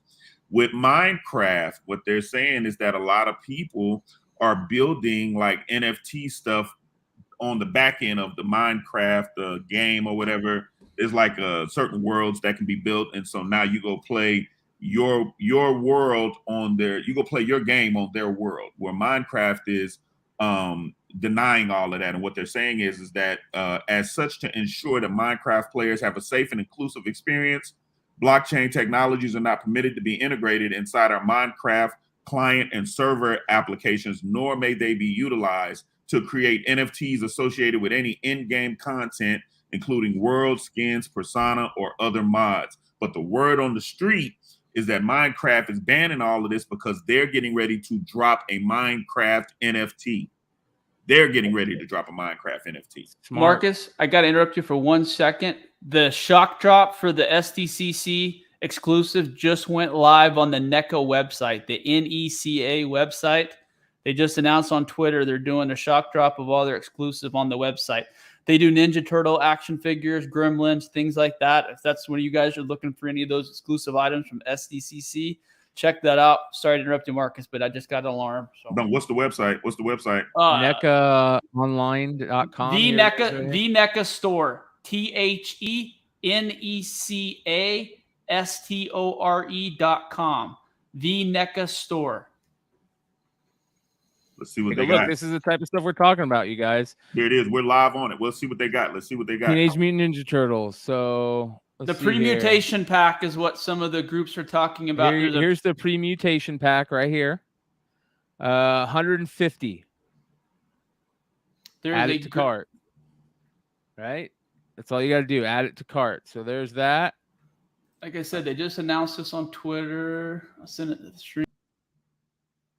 You've got other stuff too here. You've got a Grogu Mandalorian Chia Pet. You've got Dungeons and Dragons 4-inch stuff. Didn't they say they're bringing that cartoon back? Dungeons and Dragons? Yeah. Oh, that's crazy if they are. All right, guys. Speaking of this, did you guys? I saw something really fucking cool, and it is potentially a Stranger Things spoiler. Gremlins. Go ahead. So obviously, if you're a fan of Stranger Things, you understand that the big bad is Lord Vecna. Yeah. Yep. Okay. Do you guys remember the painting that the what's his name? The kid that Will. You remember the painting that Will drew that he shoot everyone that had what's his face as the heart, that was kind of weird. You remember the painting that said, "Remember, you're the heart. You can't stop." Do you remember? Do you remember what they were fighting in that painting? A giant red dragon. Do you know what the big villain in Dungeons and Dragons is? Giant red dragon. So there is a lot of people. Yes, that right. You see that red dragon? Yep. There is a lot of people that don't think Vecna is the end character for Stranger Things, based on that painting, based on a few of the other things that have been hinted. So I saw that earlier this week on an Instagram post, and it's something to maybe look for when season 5 comes out. I fucking love this series. I love everything involved in it. So yeah, it's been great, man. I watched it. I binge watched it. It was really, really good. You guys, I'm gonna drop the link for the NECA exclusives in the chat if you guys want to go check it out. I don't know. What do you guys think about some of these? Do you think that these are worth? Turtles, you can never go wrong. Turtles is money. Turtles is money. NECA early on in the pandemic stuff was doing amazing with the Target exclusives. They have a partnership with Target. They were doing really, really well. And it seems like they've made them more ready to order. And some of them are doing decent. Some of them are going for about retail. This one, I have faith in this one long term because it has some canon characters. Those couple of those guys are in it. I've never seen the fucking kung fu dude on the left though. That's Shredder. That's Shredder. No, that's Splinter, isn't it? No, that's Shredder. It's Shredder. Okay, it is Shredder. Okay, okay. From the angle, it looked like he had a mustache. It's just his mouth open. I was like, who the fuck is the dude with the mustache? Yeah, but yeah, this is interesting. $150. Yeah. Here's the other thing, Brian. This is. Are you going to SDCC? Are you going to wear a mask with fucking all these COVID numbers going up? And we know about the hygiene of comic book people. So here's the problem. The problem is that San Diego did not let a lot of people know about what their policies were. And a lot of people went to San Diego without their vaccination card and all that stuff. You have to have your vaccination card. You have to have masks. Can you do it through the Clear app? Is it a Clear? You can go through the Clear app, but there's a problem with that, and I'll talk to you about that after the show. But so I'll take a mask and try and figure that out. I'm just gonna. You know, I live in Arizona. We don't know what the fuck those things are out here anymore, and I've been loving not having to wear them. But Same. hey, well, you're going to California, and you're gonna have to deal with that over there, and so I'm gonna have to deal with it. We'll see what's gonna happen. But there's gonna be a lot of people that are gonna be showing up there without any of that information. Well, that's really good information. That's because, like you said, I mean, that's going to save people 3 or 4 hours. Yeah. Let me say this. My family just came back from Florida. I was in Florida last week. And my wife just tested positive. My kids are negative. I'm negative. The friends that we went with tested positive. And these are, so let me tell you, crazy as this is, and I'm not really vying for any of this. Right. No, I was just, with numbers going up and with that many people coming from that many different parts of the country, I think it's a legitimate conversation to have. Yeah, no, totally. But my point in that is that the ones that caught COVID had masks on all day long. I did not wear a mask all day long. I put my vaccine to the test every day I get up and get out there in the world. So I'm just saying that I'm not saying that that's good or bad. I'm not saying or whatever. I mean, definitely wear your mask. Definitely, sanitize. To your point, comic book people, the ones that are grungy, or a whole nother conversation. And there's fucking dudes 10 deep in a hotel room, fucking not showering, eating buffalo wings. Yeah. I ain't a mask guy, but if I got teleported to SDCC, I'd have a fucking mask on. I would have a mask on at SDCC, most definitely. And not a cosplay mask, just a regular mask, just a normal fucking mask. Yeah. Find one that I would be comfortable in. See, that is why I liked WonderCon so much more than SDCC or NYCC. The WonderCon didn't fuck around with the cosplay shit. I can't deal with grown-ups fucking playing Halloween when it's 115 degrees outside. I've never understood the cosplay. That's not my thing. I understand that some people do enjoy it. But when I went to NYCC, I got hit in the head by 3 different fucking dudes with like Final Fantasy swords. And I ain't cool with that. I don't need to get hit with your fucking props as you're trying to walk and take photos so you can show it off on your Facebook page. I'm there to buy comic books. I'm not there to watch you take. And then they got to take the shit that pisses me off the most is they stop in the fucking aisles to take their photos. It's like, hey, look at me. I made this costume out of cardboard. I'm going to take a photo with the fucking Link from Zelda. It's like, get the fuck out of here. See, I'm evil. I would have broke that shit. You'd have hit me in the head. I'd have broke that shit in 2. And just, hey, bro, look. And don't bring your kids to the fucking San Diego Comic-Con in a fucking chair. Leave them at home. Seriously. That's the other thing. When you got these moms that are literally deer in their headlights, you got these 6-year-olds in this double stroller taking up 3 lanes. I'm not a Comic-Con guy. I just not. I went to them all. Yeah. And the only one that is worth going to is WonderCon, in my personal opinion, because that's where the best book, Baltimore, before it became the new Baltimore, and WonderCon is where you could go to buy comic books and find good comic books. The other shit, they're selling beef jerky and fucking Android boxes. Yeah, no, I live in Houston, and Comicpalooza is not bad. It's not bad. It's really normally controlled. I've enjoyed Comicpalooza. If you can't make it to Baltimore or WonderCon, you can definitely head to Houston. Comicpalooza, they normally put that together pretty decently. Adam and Awesome Sauce, do not invite me to your cosplay orgy. I will not fucking come to that. I promise you. I don't want to know about it. I don't want photos. I hope you have an amazing time, though, brother. Yeah. Check this out.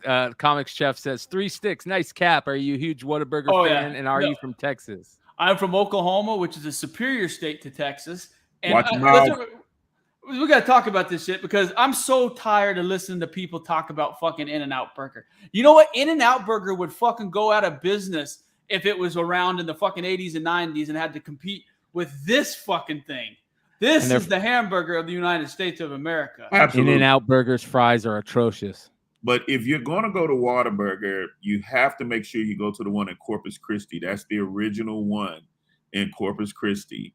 Is that the one with the teepee shape? Absolutely. They got.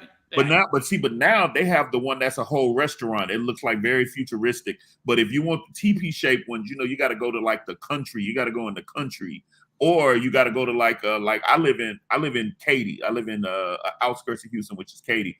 the Whataburger that I go to is the TP shake joint. That's the only one to go to. They got that's fucking the only grease one on the walls and there's been 2 shootings in the parking lot in the early 80s. 100%. That's where you get your Texas toast is on point. They're fucking ketchup. But here's the thing. Fancy ketchup. And they sell it at Walmart. You go to Walmart. I buy it. I got it, bro. You can go to Walmart, get Whataburger sausage. You can go to Walmart, get Whataburger let me see, the fries. You can get the mayonnaise, the mustard. You get the fries. Yeah, you get at Walmart in the freezer section. You get Whataburger fries. No, that hasn't made it this far up here yet. We don't know about this. That might be an HEB exclusive or some shit. But that's the one thing I wish that we did have in Oklahoma that Texas has. Fuck yes. Yeah, HEB is amazing. Store. We got these shitty crests that are like bootleg HEBs, and I don't like them that much. Yeah, no, HEB is amazing. They got good meat.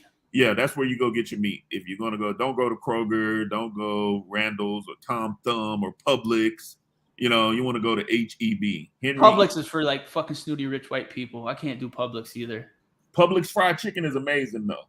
I was in Florida. Publix fried chicken is amazing. I'm no joke on that. That's real. Where's your go-to fried chicken joint? Frenchies in Houston. Frenchies. Okay, I'm number one. Frenchies. It's the number one place to go. You're gonna fucking take me to Frenchies next time I'm there. Then anybody that's on the chat, if y'all know about Frenchies, let them know about Frenchies chicken. If you're in Houston, you know about Frenchies chicken. The last time I was there, my buddy took me to this Nashville chicken joint, and it was bad. They had to sit outside. It was one of those ones where there's a place out here called Frenchie. There's a chicken book. I think I said this before. There's a top 10 places to eat chicken before you die. Frenchie's is the number one place to eat chicken before you die.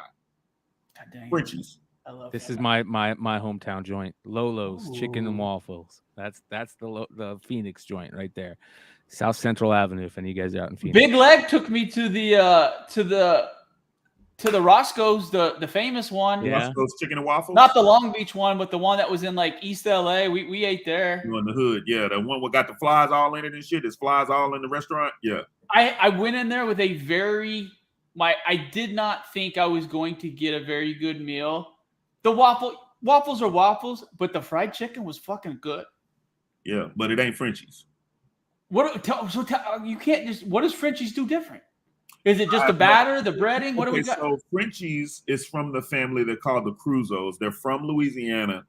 And true story, no bullshit. You have to go to the Frenchies on Scott Street in Houston, Texas. It's near University of Houston. The grandmother still goes and cooks the chicken. Like it's a family recipe by the husband. The husband done went on to be with the Lord.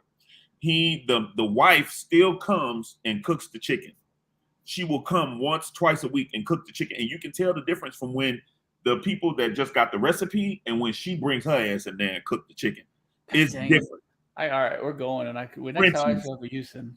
Frenchies. It will change your life. Frenchies. Apparently, there's a Gus. We got multiple people talking about a Gus's. Have you been to Gus's?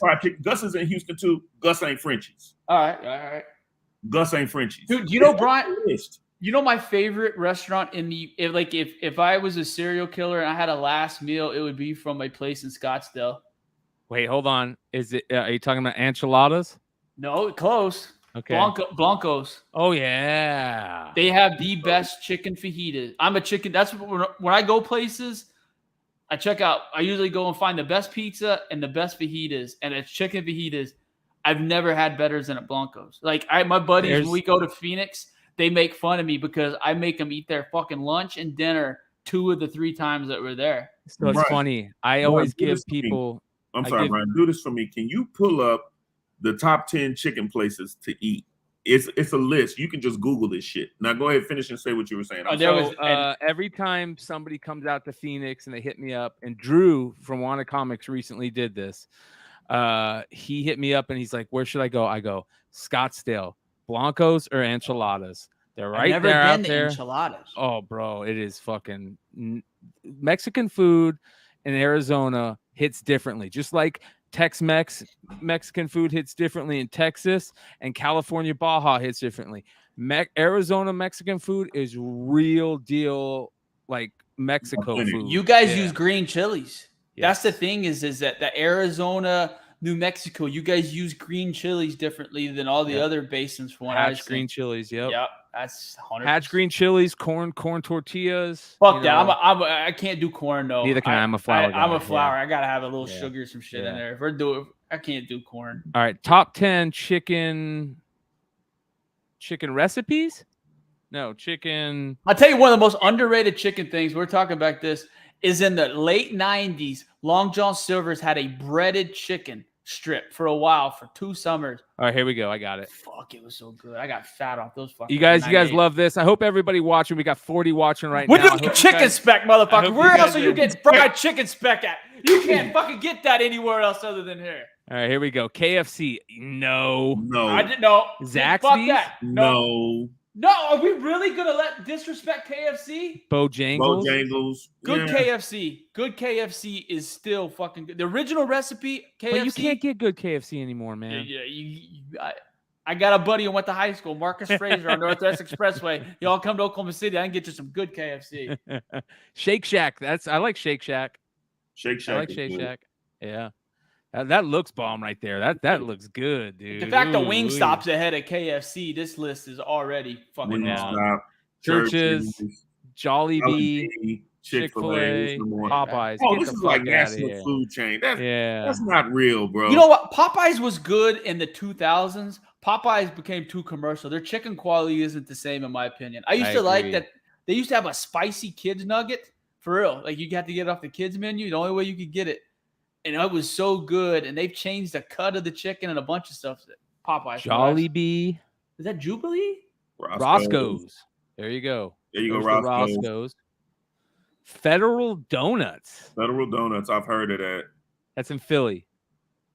You can't go there. Willie Mays Scotch House. Willie Mays. You know that, but I promise you tell by the crust on that chicken. That's fucking legit. And it's got the fried best okra? ever side ever. Fried okra is the best side ever, bro. Dude, we have a famous chicken place in Oklahoma. It's literally the oldest bar in Oklahoma. Its existence is based off this chicken place in Oklahoma and Okarche.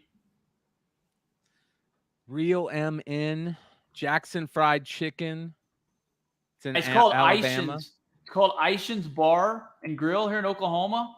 Bryan, the only thing you order chicken. They don't take seats. Like, you have to get there.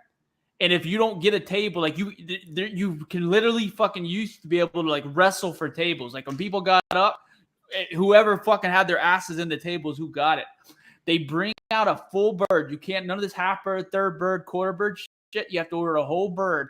They bring it out on fucking Visqueen, fried okra, and a half a loaf of white bread. Yeah. And they've been around for like 1897. It's like the most famous chicken joint in Oklahoma. Love it. I just like good fried chicken. I just like good home comfort food. Are you guys white meat or dark meat guys? 100% white meat. I can't do dark meat. I can't. I can do too slimy. I can do dark meat on wings. Yes. You know what I mean? When it's fried up, but I'm with you. I can't do like thighs and shit. Yeah.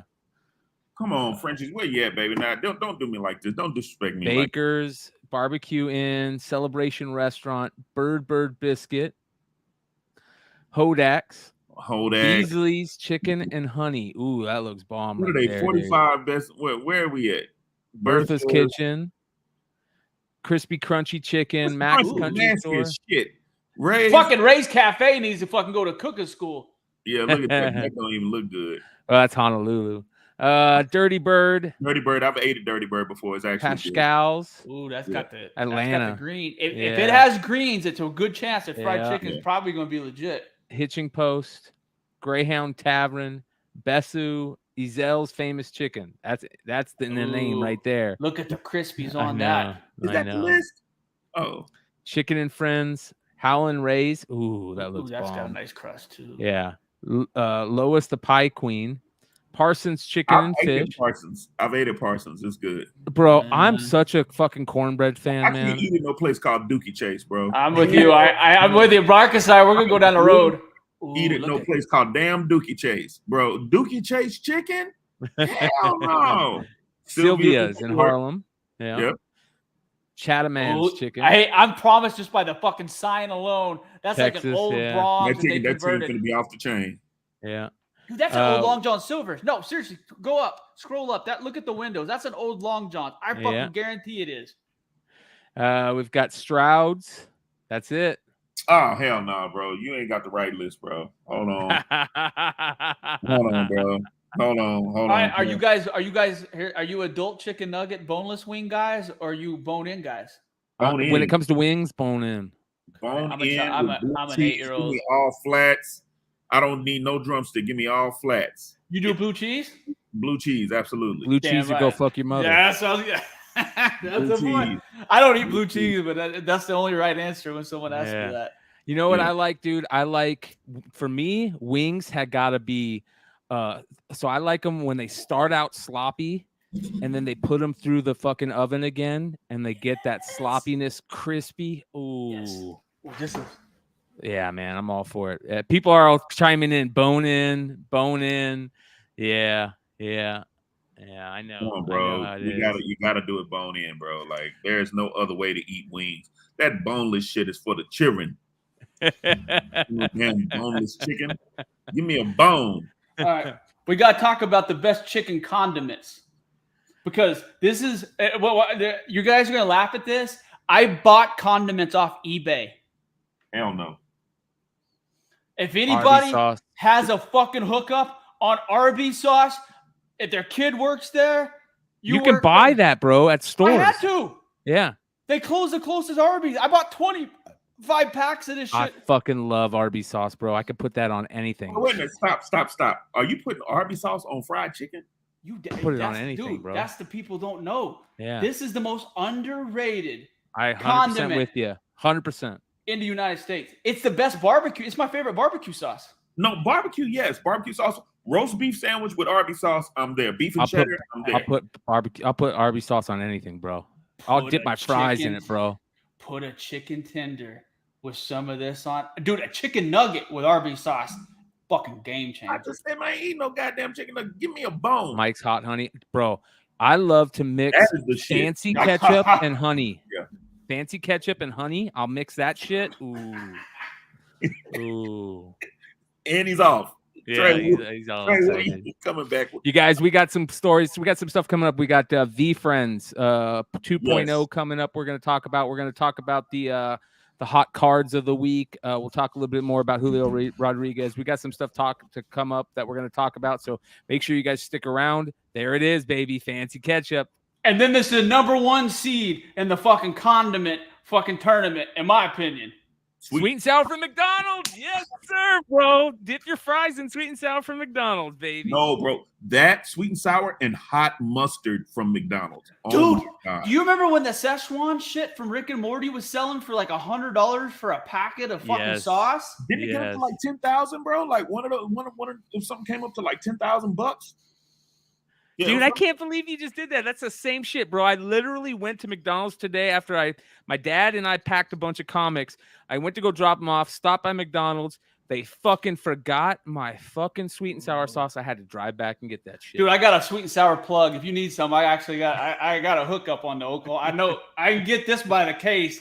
It's the fucking Arby's sauce. And the problem is there's one Arby's that's open. But they're not open. Their dine-in's not open because the thing is, 2 years ago, they had that squish container. I'd go in and give a guy $5 and get a fucking 32-ounce cup, fill this shit up, and fill my condiment bottle up. But all those shits are closed down, so I'm fucking out there looking for packets. You can buy it in store, bro. It's like, you got any fucking Arby's sauce?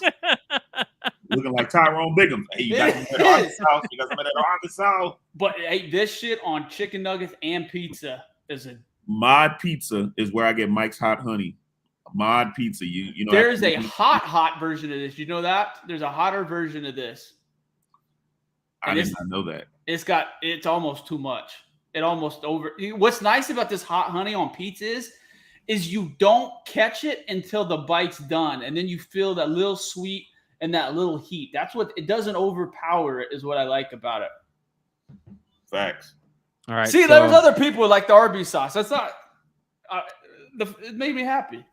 All right, so let me pull these up real quick. I got some stuff I want to pull up. So have you guys? All right, so we're gonna talk a little bit about some more NFT stuff. We're gonna talk about VeeFriends. We've talked about VeeFriends before, you guys.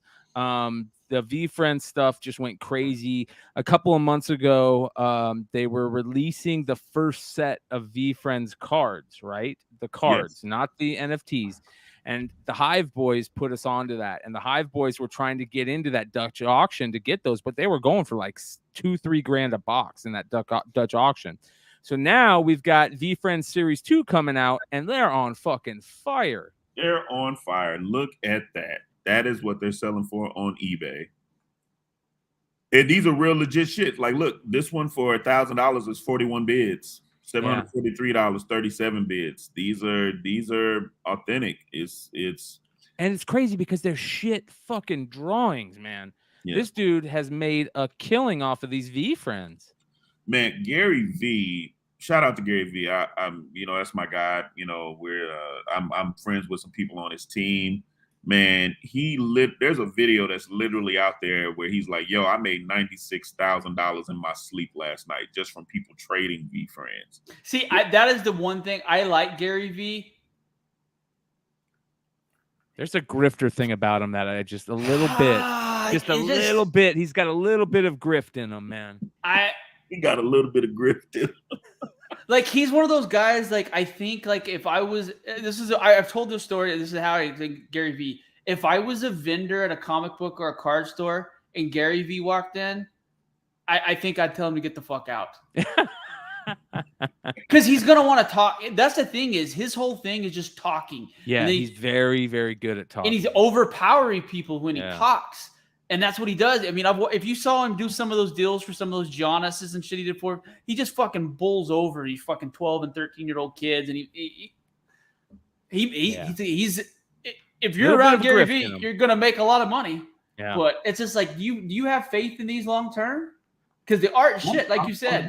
I'm gonna be honest with you. It's the utility of these VeeFriends where he's winning. Like, owning a VeeFriend gets you into VCon. The only way you can get into VCon is having a VeeFriend. Mm-hmm. The Gen 1, the Gen 2 gets you into. He's doing 3 of these, and they're getting bigger and bigger each year. This first year that just happened with the VCon, he had everybody there from Pharrell to whoever else from Condiment. That shit blew me away, Marcus.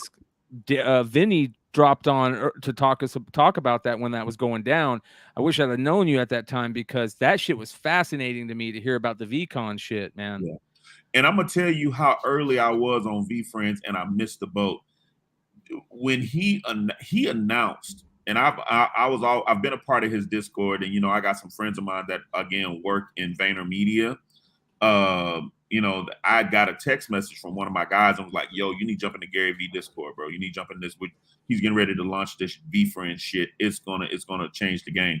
And I was still kind of new on NFTs. I was just kind of, I don't, you start looking at, Basie and all this other shit taking off, and you see these ugly ass characters that he's been drawing this whole time. And he's like, yo, I'm telling you, it's going to be the next thing, bro. I've never missed. You got to check this out. I've never missed. Then you look up, then the VeeFriend shit hits. Then VCon happened, hits. You know what I'm saying? VeeFriends 2 hits. Got Uno cards floating out there now, hits. It's like, bro, you just he knows how to play the game, revolutionize the shit, and take it to a next level.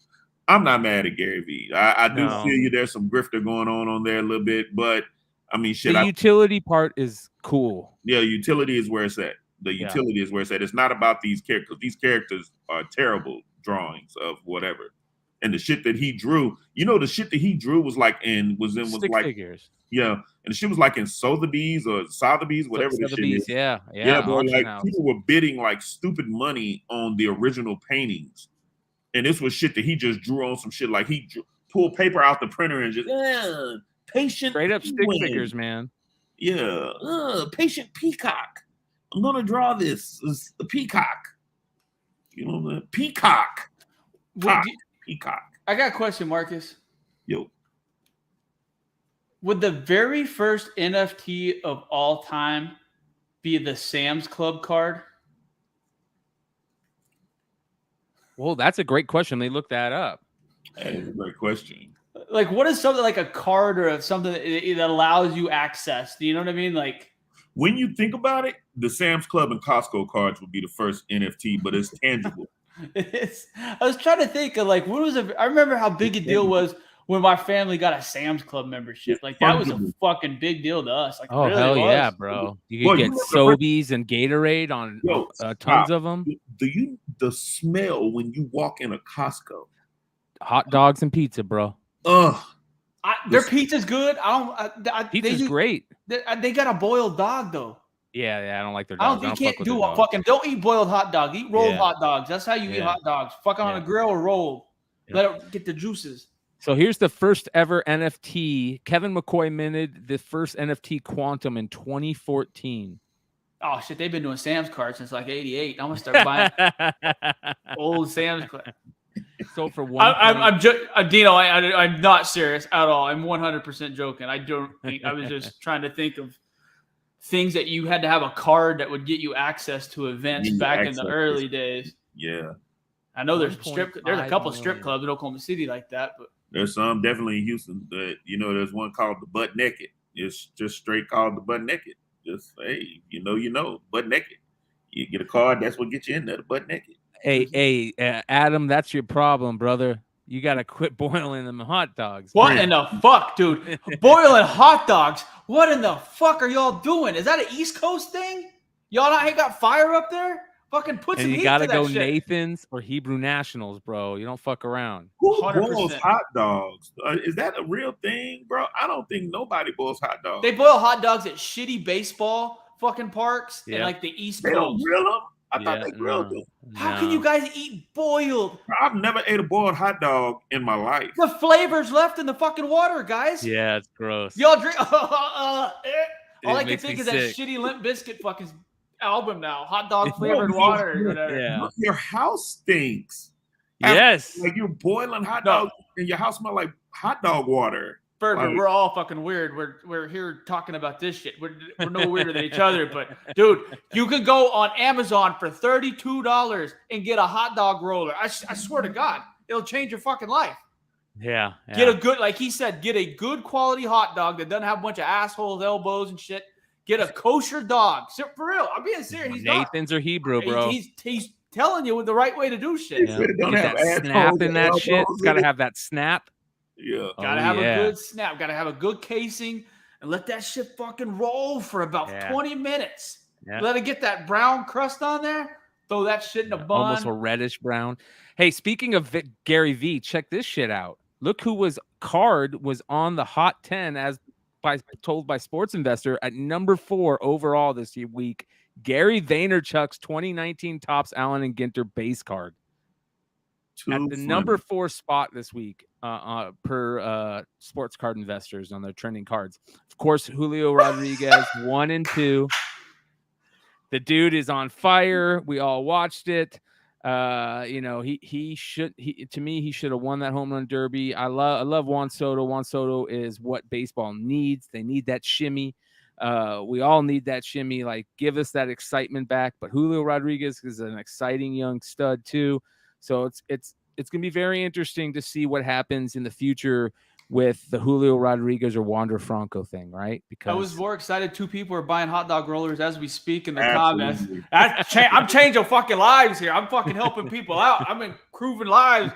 Kelly, the hot dog roller. Oh, and get good hot dogs. Don't get some fucking $1.97 hot dogs. Get the $4.95. Bro, I will start my pit for one hot dog. Dude, what's that Jalen Green? What is that? We have Jalen Green 2021 Donruss the rookies. There's no number way 1 that's basketball card this week. It's gone up. Look at the 30-day is up 1,970% on the 30-day. Is it like 7-day 1,900? I think that for some reason, you guys, this is why I don't like Sports Card Investor. It can be thrown off very easily. He has a Prism out right now, correct? Yeah. So, and Prism just came out. So I think this can be thrown off. You guys all know that, but I like to look at it. We got the Zach Wilson stuff going on. Trade Lance cards are getting ready to get hot because they're getting ready to trade. What's his name asked for a trade. Garoppolo asked for a trade. So Trey Lance. Look at the Booker. Why is the Booker on there? That doesn't make any sense either. But there you guys go. That's the Hot 10 overall. Why is Marcus Rashford? He sucks right now. Why is this card popular? That's what I'm saying. I don't like this. I'm not a fan of how they do their stuff. But let's take a look at baseball. They consider Gary Vaynerchuk baseball. I don't know why. If Fauci's card's on here, I can't. No, there are people buying that shit. That's what I don't understand. Like when you're buying some of these cards, like how does a Vayner? I don't know. How does that Vaynerchuk go up? Like, what does he have to do? Does he have to continue? If he makes another $1 billion, does it go up? Like, well, here's what's interesting: is Gleyber Torres playing well right now? Because his cards really dropped, and he's back in the list. So we'll have to keep an eye on that. Tatis is coming back. This Julio Rodriguez super short print. We talked about that last week. Is so beautiful, you guys. Go pick one of those up. We had people ask in the comments, what's a good price right now to pay for a short print Julio Rodriguez rookie. Let's go ahead and take a look here. If you can get one for $300, jump on it. They've been going between $365 and about $450 the last week and a half. There we go. And that's what we need to know. Stuff like that. So be on the lookout for that super short print. Let's take a look at. I didn't realize that the 3 big rookies in a row all had horizontal fucking cards. Did you see that? Tatis, J-Rod, and who else? Was it Tatis? Yeah, Tatis, J-Rod. So you got... What was it? You had it on the baseball tab only. Yeah, hold on. There you go. So we got Tatis, J-Rod. Am I crazy? Were they all 3 lines? There we go. So they're 3 Tatises. Okay, it was Tatis. Sorry, I didn't see the second Tatis. Yeah. You got the chrome and the top space. Dude, there was a Dominguez autograph 9.5 BGS today for $4.99 or best offer. Like you said last week, the bottom's falling out. And he's hitting the ball a mile right now. Yeah, he's killing it right now. All right, let's look at the basketball. Zion is back on the list, so be on the lookout. Here's the new Prism that came out. I don't like how boxy Prism is this year, man. I don't like its design. It's too boxy for me. I don't like Prism. I think it's a poor quality card. I hate Panini. I think they make shit product. They do. They've really watered down the shit this year. You remember that smell of opening a pack of 89 Upper Deck? Yes. I want 100%. That again. I want that when you're opening cards again. Like, you remember the crispness of that little aluminum pack that they had? They got to get back to that. But what sucks, I went to Walmart today, looked at the cards.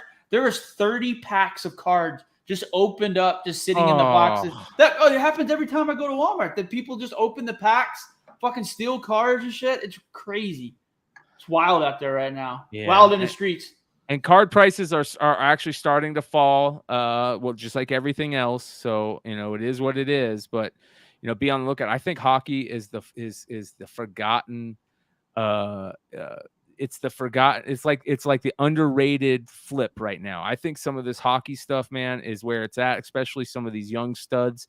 Here's that Mort Seider Young Guns for 2021. This kid's a stud right here, man. Dude, I lost 2 Connor David Young Gun SGC 10 auctions from Probstein ran the last 2 days. I refuse to buy anything from them. Yeah. I bid on something one time from those cocksuckers, and the spam email shit was I literally had to ask help on how to create the filters to stop them from getting through. It's the most insane thing I've ever seen. You follow his Instagram at all? No. I can't do with those Carnival Barker card people. Like, I'm gonna follow that Golden guy.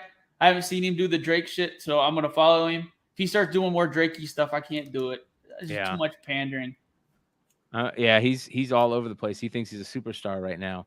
I want to show you guys some of the cool things that I found on Instagram that I thought was really, really cool. This was on there. This was from the other day, this was posted, and this takes me back. Speaking of baseball, this is one of the greatest right here. One of the greatest at bats of all time, you guys. Barry Bonds versus Eric Gagne. They were both fucking juiced to the Cy gills. Young winner versus the MVP. 2-2.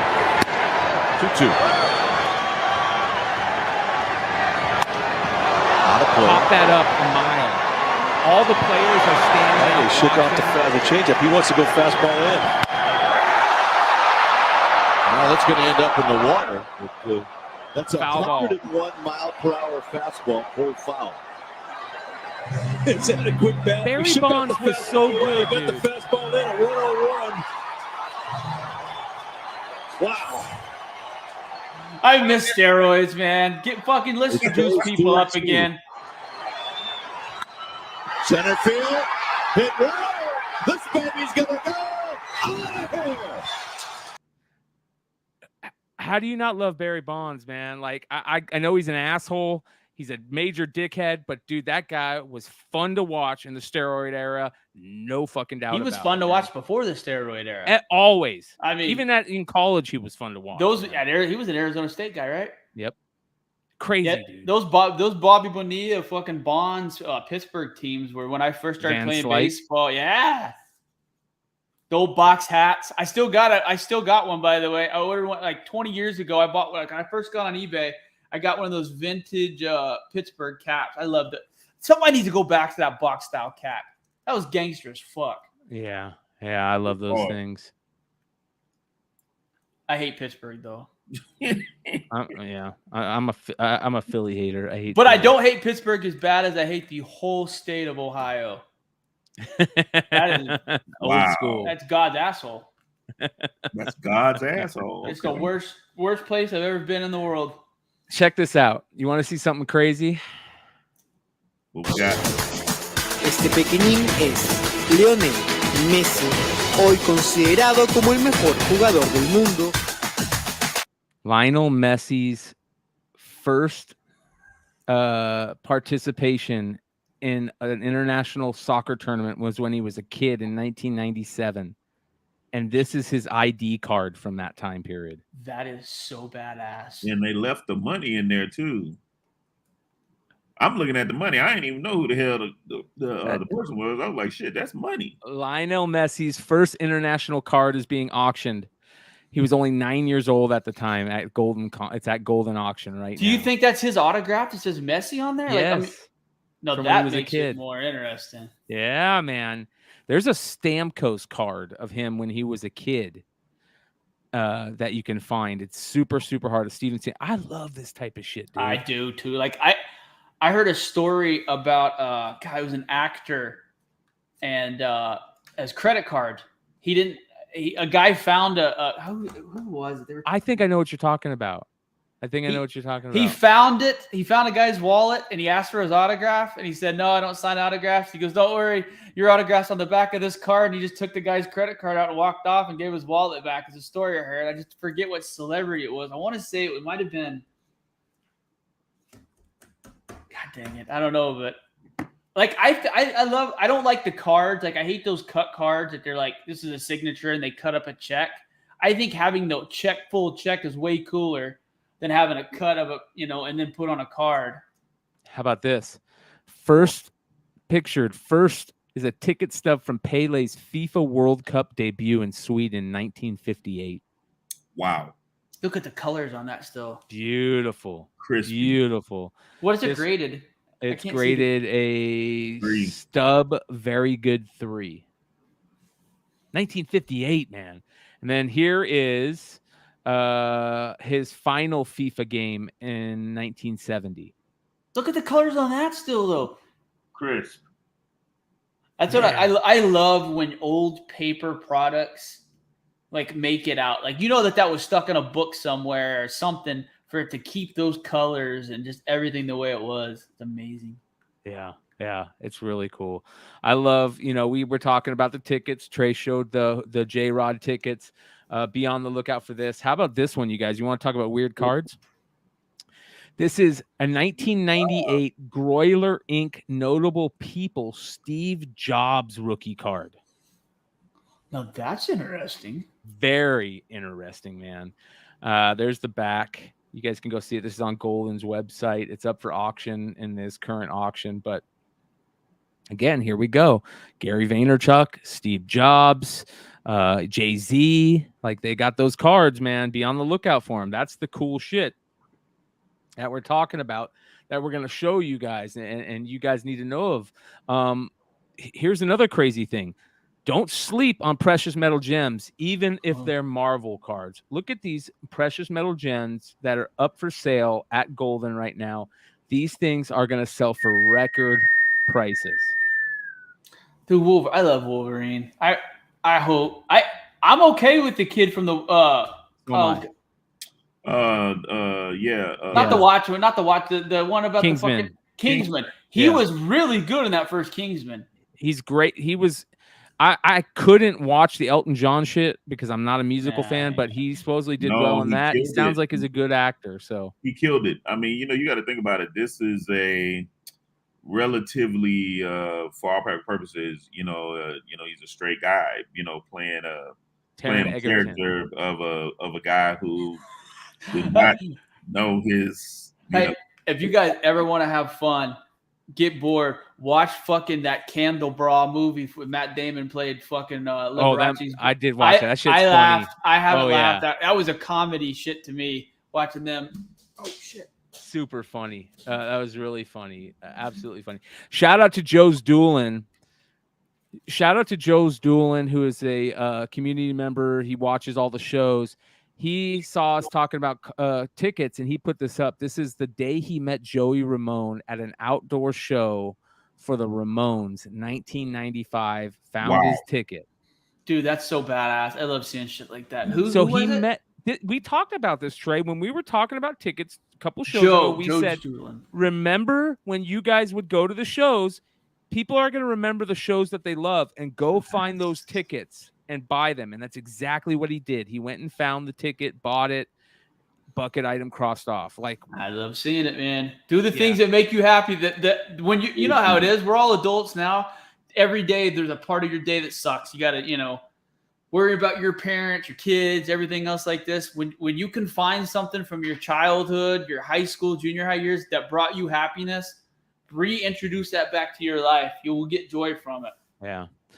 One of the greatest. Oh, sorry, Marcus. I apologize. I keep interrupting you, brother. Go ahead. No. One of the greatest hockey cards ever created is pretty important right now, because Mike Greer just became the first African-American general manager in hockey's history. And this is one of the greatest cards all time. This is the Mike Greer Upper Deck rookie card. I think this is a rookie card. Super, super cool card. Be on the lookout for it. This guy just made history. Congratulations to him. He's going to be working for the San Jose Sharks, running their team. Pretty fucking cool, man. He looks hungry. Cool. Wait, apparently there's a Dino Cicerelli feeding a carrot to a rhinoceros on a card? Oh, yeah. There's some crazy. I'll find it. If you can find that, I need to see that too. So, and then Phil Kessel with the cup full of hot dogs, because that's relative to what we've been talking about. Yes. Well, one of the greatest all-time cards. Oh, here we go. Here's the Dino Cicerelli. Oh, let me pull it up. Here you guys go. That's not bad either. I don't think it's as cool as the other one. Well, have you guys ever seen this? Let's see here. Wait, the dude feeding the fucking whitetails out of his fucking snowmobiles is easily the most badass one. Card. So Patrick Kane is one of the greatest ever American hockey players, if not the greatest. I think once Austin Matthews calls it a day, he will go down as the greatest ever. But this is such a cool card. If you guys know who Patrick Kane is, this is a Sylvain Turgeon 1994-95 Ottawa Senators card. And look who's in the background. Young Patrick Kane as a 7-year-old, 6-year-old kid sitting on the boards in the background of this card. Pre-rookie right here. These are the cards. It's like the Menendez brothers are in some cards, shit like that. Vinny brought it up with Key Glock and fucking Dolph and the Jaw rookie. Yep. There's a couple other cool ones where some people are in the stands. Yeah, and we're gonna key in on all those, you guys. You remember there was a hoops card that had Jordan with his 8. Remember the number 8 or 9 jersey on? He had it for a game. Yep. And it was a weird number. 12. It was that 12, might have been it. It might have been and he asked people in the crowd that were wearing his jerseys, can I use your, and nobody would give it to him. They're dumbasses. Yeah. That's the thing about Mike back in the day. He'd have took the jersey and wouldn't even have said thanks or gave an autograph or some shit too, though. So. Yeah, he'd have been a dickhead. That shit that he did at his camp with Chris Paul is still the greatest thing I've ever seen done. Yeah. If I miss this, y'all get free shoes. Yeah. All right, to end this whole little Instagram thing. So I think I talked about it last episode. A few weeks ago, the Royals and the Tigers played a game where they had no announcers and only played the natural ambience of a baseball game on TV. This is awesome. I would have watched. I didn't even know about this. Sign me the fuck up for the MLB package if we can do it with no shitty announcers. All you hear is it hitting the glove. You hear them talking to each other. You hear the... It's like you're at the game. That is nice. Yeah. Leather slaps and fucking wood crack. That's all you need to hear at a baseball game. Yep. You could hear the bats hitting the ground. In the roller with Whataburger ketchup. Red ropes. Red ropes. What the fuck are red ropes? The long ass red licorice ropes. You've never heard of red ropes? Guess not. It's your red ropes. They're red vines licorice, but they're like 4 feet long. Huh. Yeah. Our thing, we had like those fucking baseball caps with ice cream in them. Yes. That was like the only thing we had at our minor league stadium. Yeah. Yeah. I remember you, Oklahoma 89ers. Damn right. Box cap. Yeah. Yeah. I'm not going to lie to you. My eyes are now on the Whataburger ketchup. Oh, dude, I'm going to go fuck up some pancakes. Have you ever had their pancakes? The best fast food pancakes that you can get too. Yeah. Whataburger just all around. Whataburger was made by God. Whataburger. When we blow up, remember, let's hit Whataburger. We're out here. We're in the streets bleeding for you. On the 8th day, he made Whataburger. All right, you guys, we are 2 hours in. Thank you for hanging out with us. 34 till the end. Let's do a quick rundown. We just hit 1,000, you guys. Thank you again. A lot of us are super stoked, and we finally hit that point where we can just really put the pedal to the metal, turn this channel into something amazing, and every show on it will be quality content 10 times over for you guys. So I appreciate everybody that's supported us. You're gonna just be blown away what's coming. Here's something though, what we got going on. We want to figure out a killer name for this show. We're throwing around some names. We're throwing around On the Radar. We're throwing around the Horde. And we might still stick with those, but we want to throw it out to you guys also. If you guys got any ideas for names for this show, this particular show, where we talk about all these great collectibles, all these pointing you in the right direction to figure out where to get these collectibles and how to get them early, and introducing you to new stuff, that's what we want this show to be about. So if you guys got any ideas, hit us up, let us know. And we're going to continue to rock until we figure out that perfect name. But we're going to just try and take you guys along for the ride. So thank you, everybody out there. San Diego Comic-Con this weekend. Vinny will be back next week. He's out in San Diego. Shout out to everybody else that's going out there. If you see anybody, if you see me out there, stop by and say hello. I'm going to be taking a bunch of videos for content that we're going to talk about next Wednesday.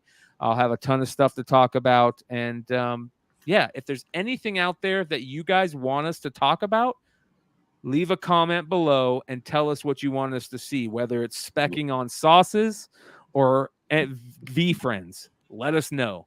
That being said, we're still going to go with Whataburger being the best fast food burger joint there is. That's it. Multiple people ask about my Instagram. I will post it Saturday. There we go, you guys. Like I said, pedal to the metal. I love Joe's idea. Might be the best so far. Well, you got to forget, where's Vinny? We got Vinny too, man. Vinny might after Vinny's drinking on the job right now, having a good time. We're out here fucking sweating. Yeah. So, all right, you guys, thank you for hanging out. Much love. Hit that thumbs up. Again, leave us comments below, and we'll see you guys next week. Adios.